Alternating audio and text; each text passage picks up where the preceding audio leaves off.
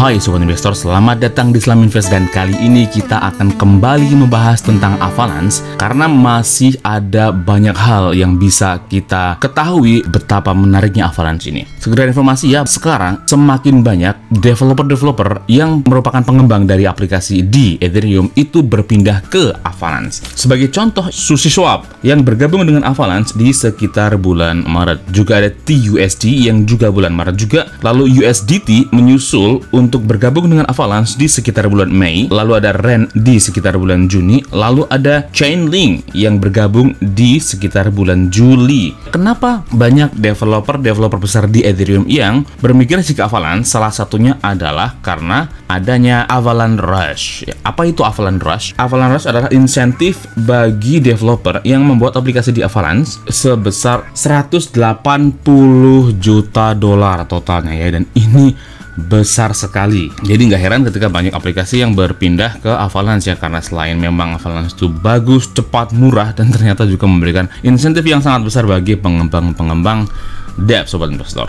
Nah, sekarang kita lihat ya, apa sih yang membuat Avalanche itu begitu unik? Nah, Avalanche itu dikembangkan di atas 3 blockchain. Ya benar, ini bukan satu blockchain, bukan 2 blockchain, tapi Avalanche itu dikembangkan di atas 3 blockchain. Dan menurut saya ini luar biasa ya, untuk membuat kecepatan transaksi itu menjadi sangat cepat. Kalau Ethereum itu semuanya berjalan di satu blockchain utamanya ya, kecuali memang ada blockchain lain yang bergabung dengan Ethereum seperti Matic contohnya. Tapi kalau Avalanche dari primary networknya sendiri itu sudah 3. Tugas dari transaksi yang ada di Avalanche tentunya akan dibagi menjadi 3 dengan spesialisasi masing-masing. Dari sini saja udah kelihatan ya bahwa kecepatannya akan meningkat 3 kali lipat ya, karena blockchain-nya itu ada 3 dan tugasnya dibagi. Nah, 3 blockchain ini adalah exchange, P-chain atau platform chain, dan C-chain atau contract chain. Nah, kita bahas mulai dari exchange ini ya.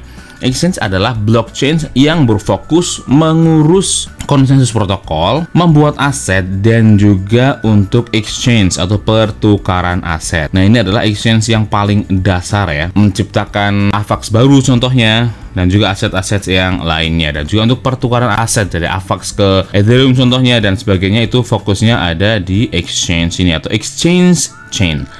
Lalu yang kedua ada P-chain atau platform chain. Fokus utama dari P-chain ini adalah untuk mengurus soal konsensus, yaitu perkembangan dari Avalanche ini sendiri. Lalu ada coordinate validator dan ada create subnet. Nah, ini sangat penting ya, karena di subnet inilah bisa tercipta blockchain baru lain yang berdiri sendiri tapi terhubung dengan jaringannya Avalanche, dan tiap subnet itu bisa merdeka ya, bisa memiliki koinnya sendiri, bisa memiliki validatornya sendiri, dan tentunya akan membuat jumlah transaksi dari Avalanche Network ini tidak terbatas ya, karena jumlah subnet ini bisa menjadi sangat banyak. Ini adalah platform yang sangat powerful menurut saya, yang masih jarang ada di blockchain lain, Sobat Investor. Dan yang ketiga adalah C-chain atau contract chain, yaitu berfokus pada execute EVM contract. Nah, ini yang menarik juga, karena EVM ini adalah Ethereum Virtual Machine, di mana EVM ini bisa membuat aplikasi-aplikasi yang semula berada di jaringannya Ethereum itu bisa dengan mudah berpindah ke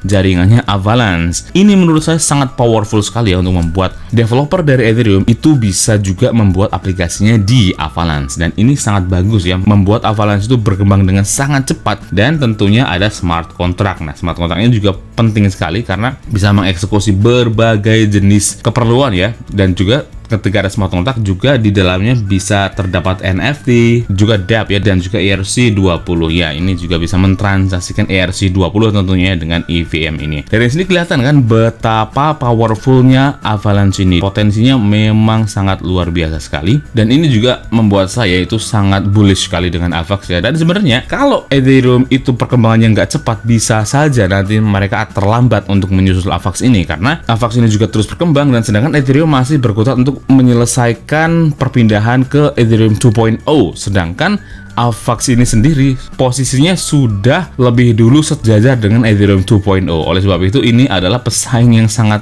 kuat dari Ethereum, Sobat Investor. Solusi utama yang ditawarkan oleh Avalanche adalah menciptakan blockchain yang powerful, reliable, dan aman tentunya ya. Dan tentunya bisa menciptakan blockchain sendiri baik private maupun public. Kenapa begitu? Karena pemerintah ataupun industri swasta itu ingin membuat blockchain-nya sendiri, tokennya sendiri. Itu mereka tidak perlu membuat blockchain-nya dari nol, tapi cukup membuat subnetnya di jaringannya Avalanche dan mereka sudah bisa menciptakan blockchain baru yang cepat dan juga murah, Sobat Investor. Penggunaan Avalanche itu bisa untuk industri, terutama untuk finance ya, decentralized finance, untuk keperluan seperti aset issuance atau penerbitan aset, dan juga ada automated market maker atau exchange otomatis ya. Lalu ada borrowing and lending, bisa pinjam meminjam juga. Juga ada DEX, decentralized exchange, derivative, ada asuransi juga.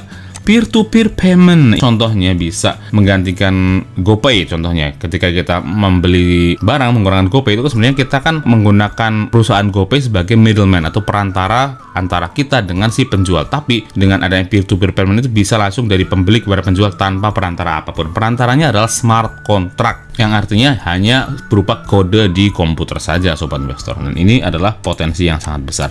Lalu ada prediction market dan juga ada stablecoin ya. Di Avalanche juga bisa membuat stablecoin. Ini adalah contoh-contoh bidang industri yang bisa di cover dengan Avalanche, Sobat Investor. Lalu pelakunya sendiri itu bisa dari institusi, perusahaan, dan juga pemerintah. Contohnya sudah menggunakan platformnya Avalanche ada Congress of Quintana Roo dan juga Rival. Nah, contoh kegiatannya bisa seperti aset issuance dan trading ya, penerbitan aset dan juga perdagangan, ada peminjaman, identitas digital, ini bisa juga ya, ternyata kita bisa membuat platform KTP digital contohnya, yang datanya disimpan dengan aman di blockchain private-nya pemerintah, bisa seperti itu. Lalu ada document tracking, ini juga penting jika contoh di agen pengiriman barang bisa menggunakan blockchain sebagai document tracking, sangat bagus sekali. Ada funds management, fundraiser ya, bisa di luar sini juga. Ada asuransi, intellectual property, peminjaman, real estate, supply chain, dan juga trade finance atau perdagangan keuangan. Lalu pemain besar lain yang bisa banget membuat aplikasinya di Avalanche ada non-fungible token. Tentu saja ya, pemain besarnya ada Snowflake, Unity, ada Spore Finance. NFT itu bisa di bidang art, ada license atau sertifikat, ada collectible atau barang-barang yang bisa dikoleksi, dan lain sebagainya. In-game item itu keren juga nih. Nah, kita sekarang bahas tentang roadmap-nya Avalanche. Januari sampai Maret ini saya suka ketika di kuartal pertama tahun 2021 biasanya blockchain lain atau koin lain tuh hanya menuliskan Q1 2021, tapi kalau Avalanche ditambahin lagi dengan Januari itu Maret. Jadi ketahuan dengan jelas untuk bulannya, Sobat Investor. Ini masih tahap awal ya, tapi ini luar biasa juga, 50% reduction transaction fee. Major milestone-nya ada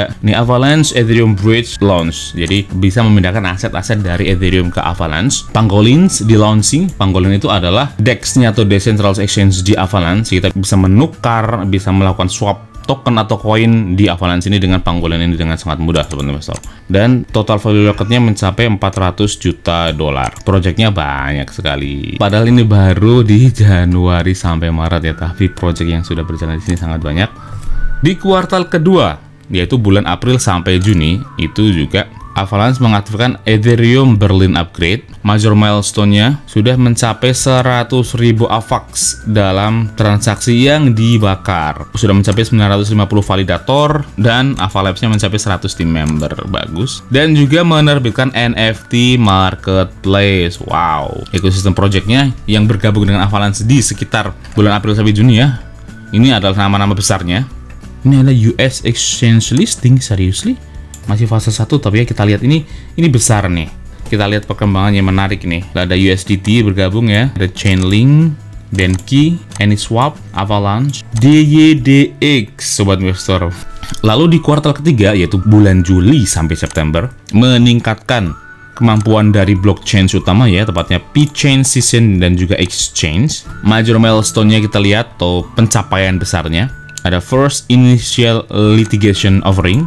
Wow, ini keren nih. Avalanche Bridge versi 1, bridge ke Ethereum, dan kecepatannya bisa sampai 2 kali lebih cepat daripada Avalanche Ethereum Bridge, dan juga 5 kali lebih murah daripada Avalanche Ethereum Bridge. Ini keren sih. Wallet Avalanche di redesign, dan juga menciptakan Avalanche versi 4 mobile. Avalanche versi 5 browser extension, dan ekosistem besar yang bergabung di Avalanche ada Global Exchange Listing, Additional US Exchange Listing fase 2. Dan di kuartal keempat, tepatnya di bulan Oktober sampai Desember, ini berarti sekarang ya, sampai akhir tahun, fokus utama dari Avalanche adalah mengembangkan exchange.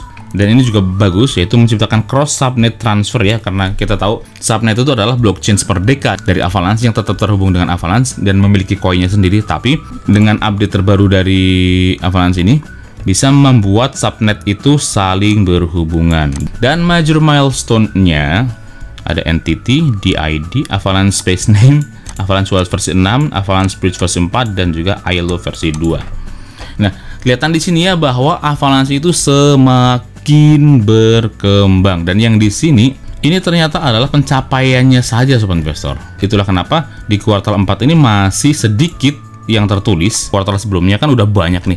Oke, dan kita bahas Avalanche Wallet ya. Jika kita ingin mulai bertransaksi di Avalanche, akan sangat bagus ketika kita membuat Avalanche Wallet sebagai wallet utama kita. Tapi sebenarnya kita kalau nggak mau menggunakan Avalanche Wallet juga bisa menggunakan wallet seperti MetaMask sobat investor. Tergantung pilihan kita ya.